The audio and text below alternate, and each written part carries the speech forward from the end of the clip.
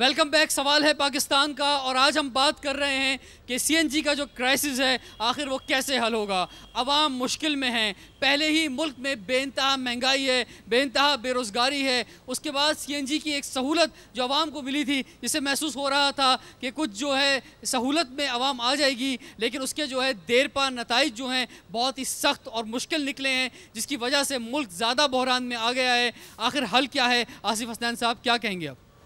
देखें, पहली बात तो ये है कि हमारी जो टोटल रिक्वायरमेंट है पूरे पाकिस्तान की और जहाँ चारों सूबों की रिक्वायरमेंट है, हमें तो अब तक ये रिज़ल्ट सामने नहीं आया कि वो रिक्वायरमेंट तमाम प्रोविंस की अलग-अलग है क्या।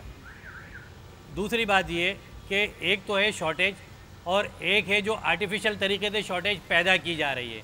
मिसाल के तौर पर हमारे पास एक और माफिया सामने आ गई है, वो है एलपीजी माफिया।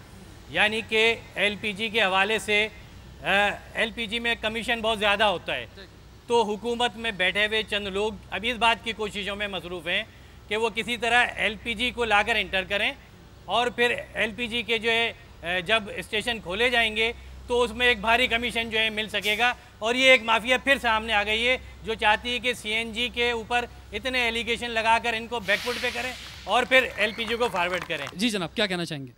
मेरा नाम खुर्रम है। मैं ये पूछना चाहूँगा रोहित साहब से कि ये जो कहते हैं कि ये जो टेक्सटाइल सेक्टर है और फर्टिलाइज़र सेक्टर है, टेक्सटाइल सेक्टर जो है जब कॉस्टिंग करता है अपनी प्रोडक्ट की तो वो करता है फर्नेस ऑयल पे। उसको गैस चाहिए चीप, क्यों चाहिए उसको चीप? आप क्यों नहीं एक पैरिटी करते? आप क्यों नहीं हर एक को एक रेट पर लेते? आप जब 750 रुपये में आप सीएनजी को दे रहे, आप इंडस्ट्री को भी दीजिए, आप फर्टिलाइज़र को भी दीजिए, सबको दीजिए आप एक ही रेट पर। आप जवाब ले लेते हैं जी रेल साहब।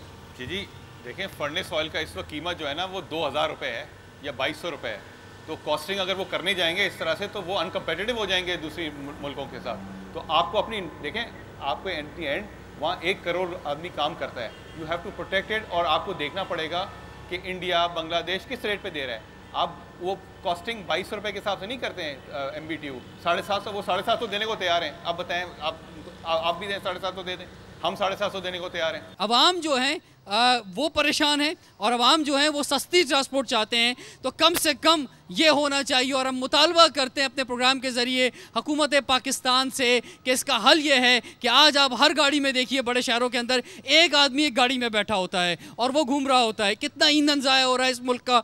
और आप देखें कि पब्लिक ट्रांसपोर्ट के अंदर जो है जो गैस लगाई जा रही है, जो सीएनजी लगाई जा रही है, वो भी जो है किराया उसी तरह से चल रहा है। तो कितना जो है वो भी एनर्जी हमारी ज़ाया हो रही है। तो उसके लिए ज़रूरी है कि फौरी तौर पे मास ट्रांजिट सिस्टम जो है लाए जाएं, ऐसी ट्रांसपोर्ट लाई जाए कि लोग जो है अपनी गाड़ियों को घर पे खड़ा करें और फिर जो है वो उन ट्रेन में, मास ट्रांजिट सिस्टम में, उन बसों के अंदर जो है उस ट्रांसपोर्ट के अंदर सफ़र करें कि जो इस काबिल कबूल हो, जहाँ पर वाइट शर्ट पहनकर टाई लगा के एक शख्स जो है उस ट्रांसपोर्ट में सफ़र करके अपने ऑफिस जा सके।